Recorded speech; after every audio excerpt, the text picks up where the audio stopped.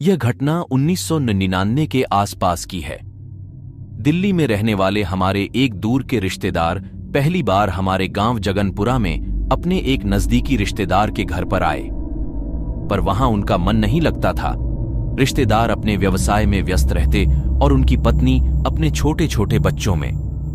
वे वहां किससे और कितनी देर बातें करते, उनके यहां जाने में जानबूझकर देर करते थे और हमारे यहां बैठकर बातें करते रहते थे। बड़े गप्पी थे वो। अक्सर वे हमारे घर पहुंच जाते थे और घंटे 2 घंटे गपशप करने के बाद खाना खाकर ही लौटते थे। एक दिन शाम को पहुंचे तो इधर उधर की बात होते होते भूत प्रेत पर जाकर रुक गई। भूत प्रेत का नाम सुनते ही उन्होंने अपनी शौर्य गाथाएं सुनानी शुरू की। फलाने जगह में भूत के भय से जाने से लोग डरते हैं।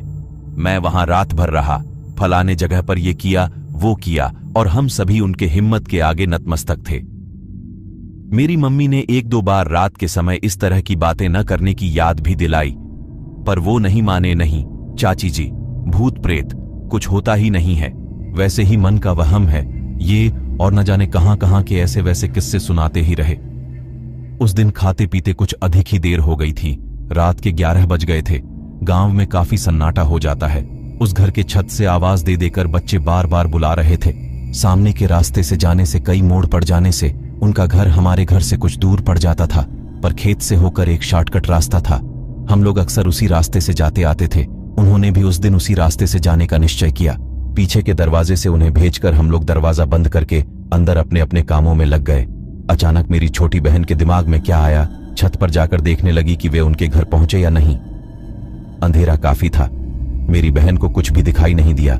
वह छत से लौटने वाली ही थी कि उसे महसूस हुआ कि कोई दौड़कर हमारे बागान में आया और सामने नीम के पेड़ के नीचे छुप गया। मेरी बहन ने पूछा, कौन है? उनकी आवाज आई, मैं हूं। आप चाचा जी के यहां गए नहीं? खेत में कुएं के पास कोई बैठा हुआ है।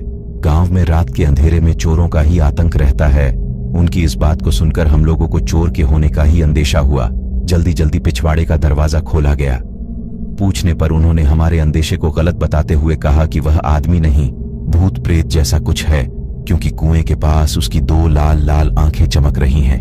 तब जाकर हम लोगों को ध्यान आया कि कुएं के पास खेत में पानी पटाने वाला डीजल पंप रखा है और उसमें ही 2 लाल बत्तियां जलती हैं। जब उन्हें यह बात बताया गया तो उन्होंने एकदम से झेंप कर कहा, ओह, हम तो उससे डर खा गए। बेचारे कर भी क्या सकते थे। इस डर खाने की कहानी ने तुरंत बखानी गई। उनकी निडरता की कहानियों के पोल को खोल दिया था। फिर थोड़ी ही देर बाद वे चले गए और हमारे घर के माहौल की तो पूछिए मत। हम लोगों को तो बस हंसने का एक बहाना मिल गया था।